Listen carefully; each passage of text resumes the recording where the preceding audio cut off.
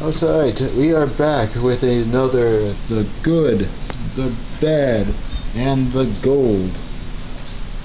Alright, we're going to have a borderline edition like we mentioned before, but unfortunately the person who has the borderline card, who's not here so I can't point at them in shame, does not have the card with her, so obviously we can't do that. So instead we're just gonna do something normal. Do a normal midweek one where we just look at not great threes. Shame, because we've had some fun things to say about those things just because. Hey boy. Yeah, they're funny, but it's always next week. Evil Ferret says hi. Yeah, Evil Ferret says hi because he won't go. It's actually integral to what we're going to discuss about the good. Yep. Good to being Stealth Beast Million Rat. When placed in the reverse circle, if you have a Murakomo Vanguard, you can combust one and snatch another copy of itself from the deck and call it, and said copy goes back to the bottom. Yep. Now, think about the history about this thing with us is we didn't think it would be all that great. At first we kind of looked at it and we're like, we'll throw it in because we gotta. Kind of have to. They don't have anything. That's what I said, because we gotta. But then when we put them in the deck, because, well, we made a deck that we'll probably talk about later called Nubakumo. Take a guess what that is. But, yeah, as it turned out, him making a back row for you is pretty sweet, or if you need to, a separate column. Sometimes you need to do it. There's something you can't see who it is, but it's another. It's another one of our group. Yeah. But anyway, fun times when you got this combo going. Yeah. Go away. Yeah. Call the rat, get more rats, and then at the end of the turn, the clones go away, and this guy will go back to your hand, so you can do it again next turn. And yeah, and since the fair got shuffled, you have no chance of doing it again. At that point, you probably don't need any more, so job done. Yeah. Good turn to rush. Yeah, good turn to rush. Good for if you need some stuff, and if your hand's getting pretty low and you need someone to boost your other rear guard, and you don't have anyone else, call the Million Rat from your hand again and bring someone else out. The only real shortcoming is the 6K. It'll never make numbers with anything. Except for the Great Clone coming in for him. But that's against just rear guards, which is okay-ish. But yeah, he's not terrible. Better than we were giving him credit for. Put it behind Void Master. Just make sure it doesn't get eaten by the soul charges of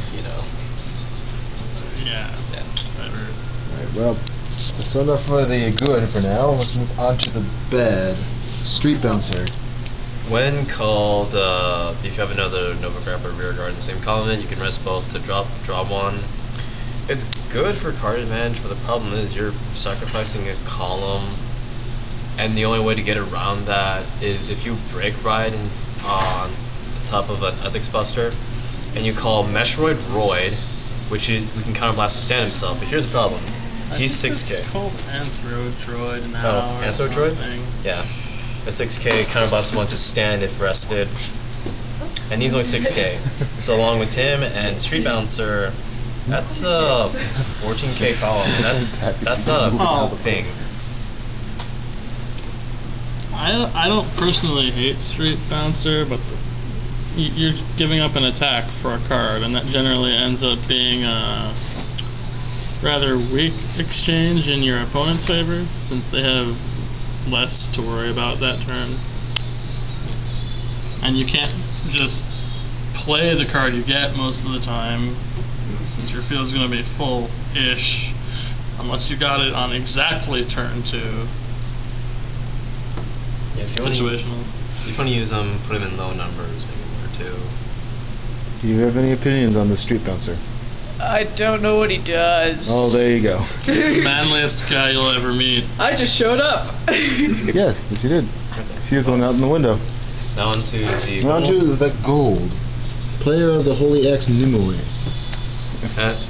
As a Vanguard rear, if her attack hits a Vanguard while being boosted by another Gold Paladin, Counterblast 1, look at the top card of your deck, and call up to 1 gold paladin among them.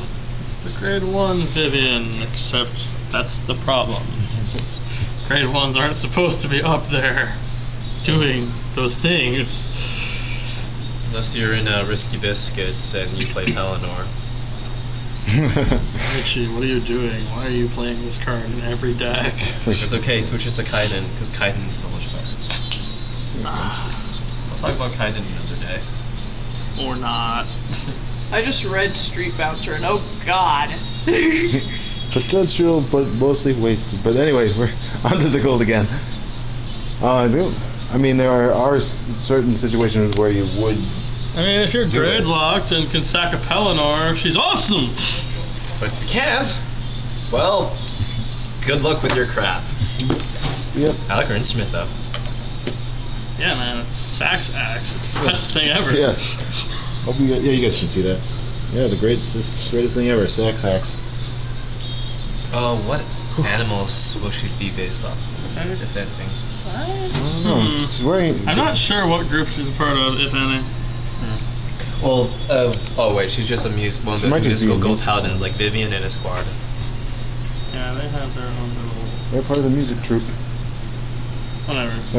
This was relatively, well, 6 minutes and not super short, I guess. But, yeah, sorry again we didn't have the Borderline edition that we were talking about earlier.